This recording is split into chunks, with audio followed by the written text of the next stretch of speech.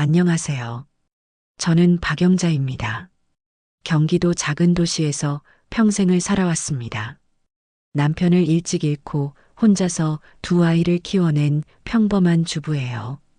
오늘은 하루아침에 인생이 180도 변하게 된 제 이야기를 들려드리려고 합니다. 많이 충격적이고 슬프지만 그래도 꼭 여러분들께 들려드리고 싶어서 이렇게 용기를 냈습니다. 먼저 제 가족을 소개해 드릴게요. 첫째 아들 현수는 38살로 수원에서 중소기업에 다니고 있어요. 며느리 미정이와 결혼해서 아파트에서 잘 살고 있죠. 손자 도윤이는 올해 초등학교 2학년이에요. 둘째 딸 지은이는 35살로 결혼을 했다가 이혼하고 지금은 혼자 살고 있어요. 용인에서 간호조무사로 일하면서 어렵게 생활하고 있죠. 제 남편은 15년 세상을 떠났습니다. 그날을 잊을 수가 없어요. 남편이 공사장에서 일하다가 추락사고가 났어요. 이웃 아주머니가 급히 달려와서 영자야, 큰일 났어. 하고 소리쳤을 때 그 공포는 지금도 생생합니다. 급히 병원으로 달려갔지만 이미 늦었어요. 그때 현수는 23살이었고 지은이는 20살이었습니다. 다행히 아이들이 어느 정도 자란 후였지만 갑작스럽게 가장을 잃은 충격은 컸어요. 남편이 남긴 건 많지 않았어요. 작은 전세 아파트와 얼마 안 되는 적금이 전부였습니다. 그래도 아이들이 어느 정도 컸고 저도 아직 일할 수 있는 나이였기 때문에 큰 어려움 없이 살아올 수 있었어요. 이제 현수는 회사 다니면서 평범하게 살고 있고 지은이는 이혼 후 혼자 생활하느라 조금 힘들어하지만 그래도 씩씩하게 살아가고 있어요. 그런데 어느 날 제 인생을 완전히 바꿀 만한 일이 생겼습니다. 평소에 저는 매주 로또를 사는 습관이 있었어요. 복권방에서 자동으로 뽑아주는 5,000원어치 로또를 사곤 했죠. 당첨될 거라는 기대보다는 그냥 작은 즐거움 정도였어요. 그날도 평소처럼 시장에 장 보러 갔다가 복권방에 들렀습니다. 복권방 사장님이 반갑게 인사하셨어요. 늘 하던 대로 자동 5,000원어치로 주세요. 로또 용지를 받아들고 지갑에 넣었습니다. 그냥 평범한 일상의 한 부분이었어요. 집에 돌아와서는 냉장고에 로또 용지를 자석으로 붙여두었습니다. 일주일이 지나고 토요일 밤 평소처럼 TV를 보고 있었는데 로또 추첨 방송이 나왔어요. 이번 주 당첨 번호는 7, 15, 22, 31, 39, 42번입니다. 아나운서의 목소리가 들렸지만 별로 관심 없이 듣고 있었어요. 그런데 문득 냉장고에 붙어 있는 로또 용지가 생각났습니다. 한번 확인해 볼까? 냉장고에서 로또 용지를 떼어내고 TV 화면의 번호와 비교해 봤어요. 첫 번째 번호 7번.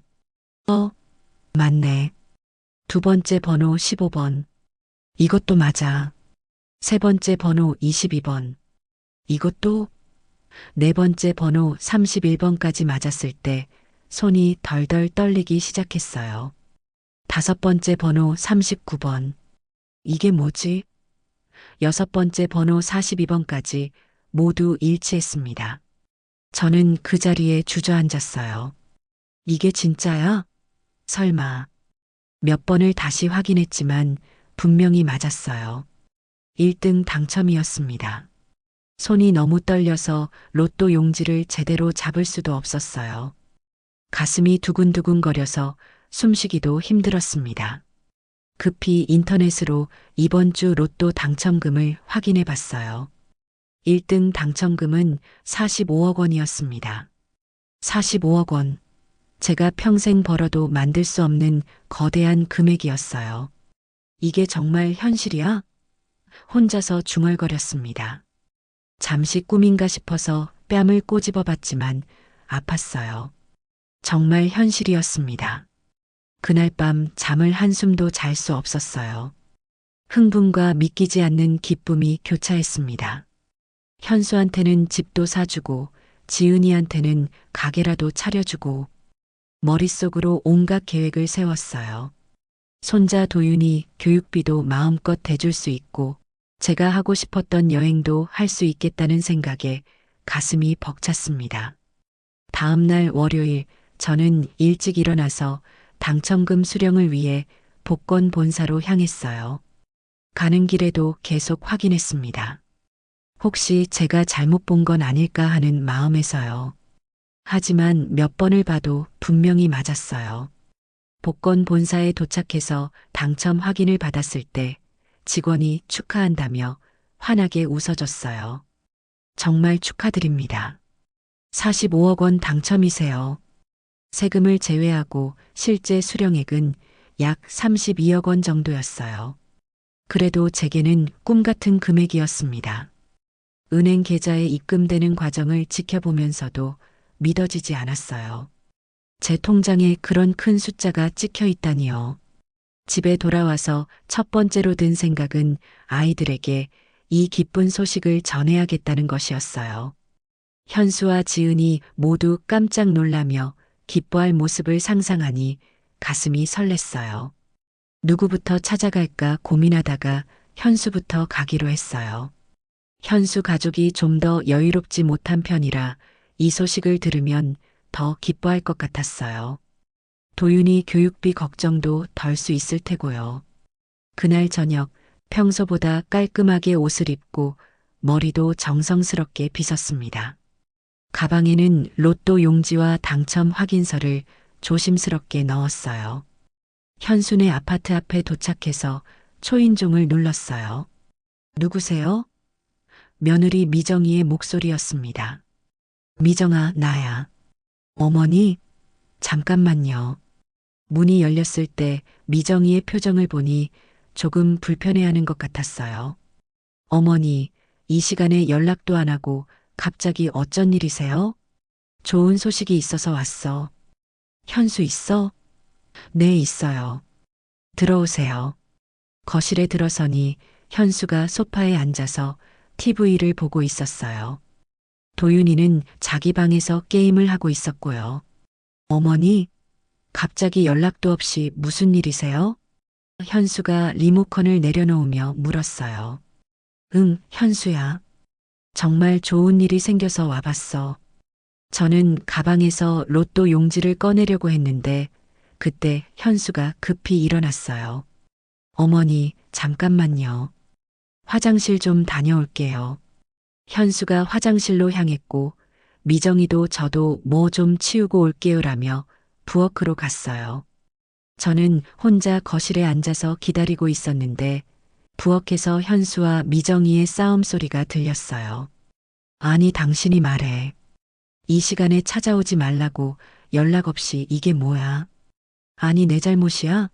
엄마가 자기 마음대로 온 건데 나도 싫어, 내가 시킨 거 아니라고. 저는 그 소리에 충격을 받았어요. 그리고 조용히 그 소리를 피해 작은 방으로 들어갔죠. 그때 책상 위에 있던 서류 한 장의 제목이 눈에 확 들어왔어요. 요양원 입소 상담 신청서라고 적혀 있었습니다. 순간 이상하다는 생각이 들었어요. 주위를 살피고 조심스럽게 그 서류를 들여다봤어요. 상담 신청인은 현수였고 입소 예정자는 저였습니다. 그 아래에는 손글씨로 메모가 적혀 있었어요. 보험금 5억, 예상기간 6개월. 저는 그 글씨를 보고 온몸이 얼어붙는 것을 느꼈어요. 보험금? 예상기간 6개월? 이게 무슨 뜻일까요? 손이 떨려서 서류를 제대로 볼 수도 없었습니다. 그 순간 현수와 미정이가 거실로 나오는 소리가 들렸어요. 저는 급히 서류를 원래 자리에 놓고 모른 척했습니다. 어머니, 오래 기다리셨죠? 현수가 돌아왔어요. 그런데 제가 뭔가 이상한 표정을 짓고 있었나 봐요. 어머니, 괜찮으세요? 안색이 좀. 아, 응. 괜찮아. 저는 겨우 정신을 차리려고 했지만 머릿속은 온통 그 서류 생각뿐이었어요. 미정이도 부엌에서 나왔어요. 어머니, 차라도 드실까요? 아니야, 괜찮어. 저는 가방에서 로또 용지를 꺼내려고 했는데 갑자기 꺼내고 싶지 않았어요. 뭔가 이상한 기분이 들었거든요. 그런데 어머니 무슨 좋은 소식이라고 하셨는데요? 현수가 물었어요. 아, 그게 저는 말문이 막혔어요. 아까까지 그렇게 기뻤던 마음이 갑자기 사라졌습니다. 대신 불안한 마음이 자리를 차지했어요. 아, 별거 아니야. 그냥 건강검진 결과가 좋게 나왔다고 해서. 아, 그러시구나. 다행이네요. 현수는 별로 관심 없다는 표정이었어요. 어머니, 그런데 요즘 혼자 사시기 힘들지 않으세요? 미정이가 갑자기 물었어요. 아니야, 괜찮아. 아직 혼자 할 수 있어. 그래도 나이가 나이인데 안전한 곳에서 지내시는 게 좋을 텐데요. 미정이의 말을 듣고 저는 더욱 불안해졌어요. 설마 아까 본 서류와 관련된 얘기인가? 엄마, 미정이 말이 맞아요. 요즘 좋은 요양원들 많잖아요. 호텔 같은 곳도 있고. 현수가 덧붙였어요. 요양원은 무슨, 아직 그럴 나이 아니야. 어머니, 요양원이라고 다 똑같은 게 아니에요. 요즘은 정말 좋은 곳들이 많아요. 제가 알아본 곳도 있는데. 아, 시간이 늦었네. 나 이만 갈게. 저는 급히 일어났어요. 더 이상 이 집에 있고 싶지 않았습니다. 그럼 조심히 들어가세요. 다음에 또 오세요. 현수가 배웅했지만 저는 빨리 나가고 싶었어요. 집으로 돌아가는 길에 머릿속이 복잡했어요. 내가 잘못 본 거겠지. 설마 현수가. 하지만 분명히 봤어요. 집에 도착해서도 계속 그 생각뿐이었어요. 로또 당첨이라는 기쁜 일도 잊혀졌습니다. 혹시 지은이는 어떨까? 혹시 지은이도. 아니야, 지은이는 그럴 리 없어. 다음 날 저는 지은이네 집으로 향했어요. 지은이는 용인에서 혼자 살고 있었거든요. 전화로 미리 연락하고 갔습니다. 엄마, 갑자기 무슨 일이에요? 그냥 얼굴 보고 싶어서 왔어. 그러세요? 들어오세요. 지은이 집은 작은 원룸이었어요. 이혼 후 경제적으로 여유롭지 못해서 작은 집에서 혼자 살고 있었죠. 그래도 깔끔하게 정리되어 있었어요. 엄마, 차 드릴까요? 응, 고마워. 지은이가 차를 준비하는 동안 저는 방을 둘러봤어요. 화장대 위에 놓인 서류들이 보였어요. 왠지 모르게 불안한 마음에 슬쩍 봤는데 제 예상이 맞았어요. 현순의 집에서 본 것과 같은 요양원 이름이었어요. 제 심장이 쿵쾅거리기 시작했어요. 지은이도. 그 순간 지은이가 차를 들고 왔어요. 엄마, 차 나왔어요. 응, 고마워. 저는 겨우 정신을 차리고 화장대에서 떨어져 나왔어요. 엄마, 괜찮으세요? 얼굴이 하얘 보이는데. 아니야, 괜찮아. 조금 어지러울 뿐이야. 그럼 좀 쉬다 가세요. 지은이는 저를 걱정하는 것 같았지만 저는 더 이상 믿을 수가 없었어요. 지은아, 나 그냥 갈게. 갑자기 집이 생각나네. 엄마, 벌써요? 다음에 또 올게. 저는 서둘러서 지은이네 집을 나왔어요. 더 이상 있을 수가 없었거든요. 집으로 돌아오는 길에 저는 정말 절망적이었어요. 정말 끔찍한 상상이 머릿속을 스쳐갔습니다. 집에 도착해서 소파에 주저앉았어요. 로또 당첨이라는 행운이 무색하게 느껴졌습니다. 45억 원이 뭐가 중요해요? 그 돈이 무슨 의미가 있을까요? 눈물이 나왔어요. 그런데 문득 생각해 보니 뭔가 이상했어요. 현수와 지은이가 서로 상의하지 않고 각자 계획을 세울 리는 없잖아요. 분명히 둘이 함께 계획한 거겠죠. 그럼 저는 정말 위험한 상황에 있는 거예요. 어떻게 해야 할까요? 그날 밤 잠을 잘 수가 없었어요. 온갖 생각들이 머릿속을 맴돌았습니다. 새벽까지 고민하다가 결심했어요. 정확한 사실을 알아봐야겠다고. 이런 상황에서는 전문가의 도움이 필요했어요. 로또 당첨금이 있으니까 돈은 문제가 되지 않았죠. 저는 사립탐정을 고용하기로 했습니다. 다음 날 아침 인터넷으로 사립탐정 사무소를 찾아봤어요. 여러 곳을 비교해 보다가 평이 좋은 곳 하나를 선택했습니다. 전화로 예약을 잡고 직접 찾아갔어요. 안녕하세요. 전화로 상담 예약을 잡은 박영자입니다. 사립탐정은 50대 정도의 남성이었어요. 신뢰감이 가는 인상이었습니다. 어떤 일로 오셨는지요? 제 자식들을 조사해 달라고 하면 이상하게 들릴까요? 아니에요. 가족 관련 조사도 많이 의뢰받습니다. 어떤 상황인지 설명해 주세요. 저는 지난 며칠간 있었던 일들을 자세히 설명했어요. 탐정은 심각한 표정으로 제 얘기를 들었어요. 정말 심각한 상황일 수 있겠네요. 저희가 자세히 조사해 보겠습니다. 얼마나 걸릴까요? 일주일 정도면 기본적인 조사는 끝날 것 같습니다. 돈은 걱정하지 마세요. 충분히 드릴 수 있어요. 저는 탐정에게 조사비로 500만 원을 선불로 지급했어요. 로또 당첨금이 있어서 가능한 일이었죠. 일주일 후에 연락드리겠습니다. 그때까지는 평소와 다름없이 행동하세요. 자녀분들이 의심하면 안 되거든요. 알겠습니다. 집으로 돌아오는 길에 복잡한 심정이었어요. 한편으로는 진실을 알 수 있다는 안도감이 있었지만 다른 한편으로는 정말 끔찍한 사실이 드러날까봐 두려웠어요.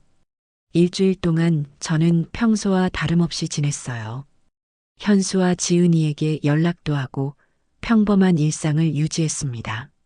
하지만 마음속으로는 계속 불안했어요. 탐정이 어떤 결과를 가져올지. 드디어 일주일이 지나고 탐정에게서 연락이 왔어요. 박영자님, 조사가 끝났습니다. 만나서 설명드리겠습니다. 목소리가 심각했어요. 좋지 않은 소식일 것 같았습니다. 탐정 사무소에 도착했을 때 탐정의 표정이 어두웠어요. 책상 위에는 두꺼운 파일이 놓여 있었습니다. 앉으세요. 마음의 준비를 하시고 들으세요. 탐정이 파일을 열어 보이며 설명하기 시작했어요. 먼저 이 실버 요양원에 대한 조사 결과입니다. 겉으로는 고급 요양원으로 보이지만 실제로는 매우 문제가 많은 곳이에요. 사진들을 보여주며 계속 설명했습니다. 이 요양원의 지난 2년간 입소자 사망률을 조사해 봤는데 정상적인 요양원의 10배가 넘습니다. 입소 후 평균 6개월 내에 80% 이상이 사망하고 있어요. 저는 그 말을 듣고 소름이 끼쳤어요. 6개월. 현수 책상에서 본 메모와 정확히 일치했습니다. 더 충격적인 건 이 요양원이 보험금을 노린 조직적 범죄에 연루되어 있다는 겁니다. 입소자 가족들과 결탁해서 보험금을 나눠 갖는 시스템이에요.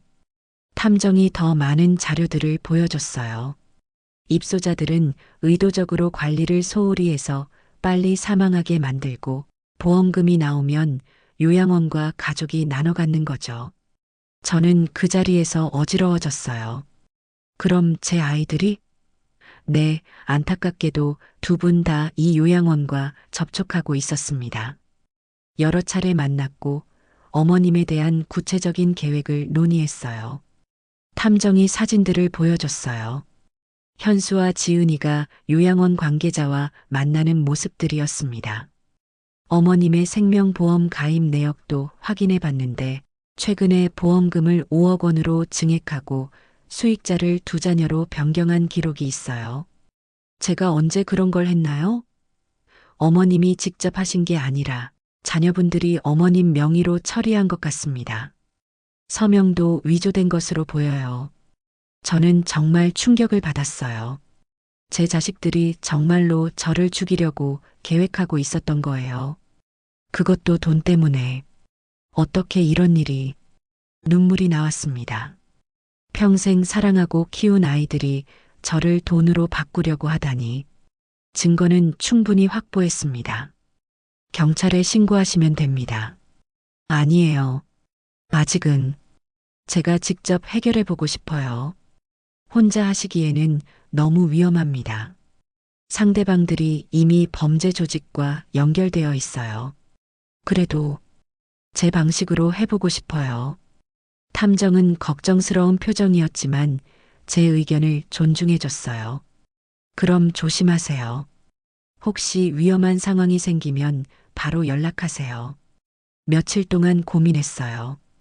어떻게 해야 할까? 뭔가 계획을 세워야 했습니다. 그리고 저만의 완벽한 계획을 세웠습니다. 어느 날 현수에게서 전화가 왔어요. 엄마, 이번 주말에 가족 식사하면 어때요? 오랜만에 지은이까지 같이요. 그래, 좋지. 저는 흔쾌히 승낙했어요. 주말이 되어 약속한 식당에 갔어요. 현수와 미정이, 도윤이, 그리고 지은이까지 모두 와 있었습니다. 어머니, 오랜만이에요. 응, 그래. 모두 모이니까 좋네. 겉으로는 평범한 가족 식사 자리였어요. 식사를 하면서 일상적인 대화를 나누었어요. 그런데 식사가 끝나갈 무렵 현수가 조심스럽게 말을 꺼냈어요. 엄마, 그런데 요즘 혼자 지내시면서 불편한 점은 없으세요? 별로 없어. 괜찮아. 그래도 나이가 나이인데 저희가 좋은 곳을 알아봤거든요. 드디어 시작되었구나 싶었어요. 어떤 곳? 요양원인데 정말 좋은 곳이에요. 호텔 같고 의료진도 최고 수준이고 지은이도 거들었어요. 엄마, 제가 직접 가서 봤는데 정말 좋더라고요. 같은 또래분들도 많고 프로그램도 다양하고 요양원은 아직 생각 없어. 난 아직 건강해.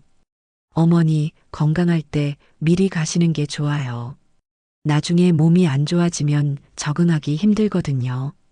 미정이까지 가세했어요. 정말 치밀하게 계획한 것 같았습니다. 그리고 엄마, 경제적인 부담은 걱정하지 마세요. 저희가 다 처리할게요. 현수가 말했어요. 보험금으로 처리하겠다는 뜻이겠죠. 그래. 그럼 한번 가봐도 되겠네. 저는 의외로 쉽게 승낙했어요. 아이들이 놀란 표정을 지었어요. 아마 더 많은 설득이 필요할 거라고 생각했나 봐요. 정말요? 그럼 언제 방문해 볼까요? 빠를수록 좋지 않을까? 그럼 다음 주에 가보시죠. 제가 예약해 드릴게요. 그렇게 실버 요양원 방문 일정이 잡혔어요. 아이들은 기뻐하는 것 같았지만 저는 다른 계획을 세우고 있었습니다. 드디어 요양원 방문 날이 되었어요. 엄마, 준비되셨어요? 응, 됐어. 저는 간단한 짐을 챙겼어요. 겉으로는 평범한 요양원 체험 방문처럼 보이지만 실제로는 생사를 건 대결의 시작이었습니다. 요양원에 도착했을 때 겉모습은 정말 좋아 보였어요. 깔끔한 건물에 잘 가꿔진 정원까지. 하지만 저는 이곳의 진짜 모습을 알고 있었죠. 어떠세요, 어머니? 정말 좋죠? 응, 좋네. 원장이 나와서 저희를 맞아줬어요. 40대 정도의 여성이었는데 겉으로는 친절해 보였습니다. 어르신, 저희 요양원에 오신 걸 환영합니다. 편하게 지내실 수 있도록 최선을 다하겠습니다. 하지만 그 미소 뒤에 숨겨진 진실을 저는 알고 있었어요. 시설 안내를 받으며 둘러봤는데 정말 좋아 보였어요. 어머니, 어떠세요? 마음에 드시죠? 응, 좋아 보이네. 그럼 오늘부터 여기서 지내보세요. 일주일 정도 체험해 보시고 결정하시면 돼요. 아이들이 돌아간 후 저는 제게 배정된 방에 들어갔어요. 혼자 남게 되자 긴장이 되기 시작했습니다. 이제부터가 진짜 시작이었거든요. 저는 가져온 가방에서 탐정이 준 자료들을 꺼냈어요. 그리고 휴대폰으로 탐정에게 메시지를 보냈습니다. 입소 완료. 계획대로 진행해 주세요. 저녁 시간이 되어 식당에서 다른 입소자들과 함께 식사를 했어요. 대부분 70대 이상의 어르신들이었는데 표정들이 밝지 않았어요. 뭔가 위축되어 있는 것 같았습니다. 식사 도중에 한 할머니가 제게 조심스럽게 말을 걸었어요. 새로 오셨어요? 네, 오늘 왔어요. 조심하세요. 여기는 그 할머니가 더 말하려고 하는데 직원이 다가왔어요. 할머니, 식사에 집중하세요. 떠들지 마시고. 할머니는 급히 입을 다물고 고개를 숙였어요. 뭔가 이상한 분위기였습니다. 그날 밤 저는 잠들기 전에 방안을 자세히 살펴봤어요. 탐정이 알려준 대로 CCTV가 설치되어 있었고 창문에는 잠금 장치가 있었습니다. 정말 감옥 같은 곳이었어요. 밤중에 이상한 소리들도 들렸습니다. 누군가 우는 소리, 직원들이 큰 소리로 꾸짖는 소리. 다음 날 아침 저는 원장을 찾아갔어요. 원장님, 할 말이 있어요. 네, 어르신. 무엇을 도와드릴까요? 사무실에서 개인적으로 이야기할 수 있을까요? 물론이죠. 원장 사무실에 들어가자 원장이 문을 닫고 저를 바라봤어요. 어떤 말씀이신지요? 저는 가방에서 탐정이 준 자료들을 꺼내서 책상 위에 놓았어요. 이게 뭔지 아세요? 원장의 얼굴이 순간 굳어졌어요.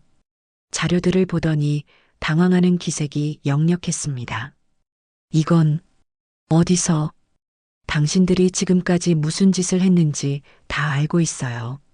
입소자들을 의도적으로 죽게 만들고 보험금을 타는 것도요. 원장이 잠시 침묵하더니 갑자기 웃기 시작했어요. 그런데 그 웃음이 섬뜩했습니다. 할머니, 이제 와서 뭘 어쩌시려고요? 이미 들어온 이상 나갈 수는 없어요. 무슨 뜻이에요? 곧 알게 될 거예요. 원장이 인터폰으로 어디론가 전화를 걸었어요. 여보세요? 네, 지금 당장 올라와 주세요. 급한 일이 있어요. 잠시 후 문이 열리면서 덩치 큰 남자들 5명이 들어왔어요. 아마 조폭들인 것 같았습니다. 이 할머니 처리해 주세요. 조용히 흔적 없이요. 원장이 저를 가리키며 말했어요. 정말 끔찍한 순간이었습니다. 하지만 저는 당황하지 않았어요.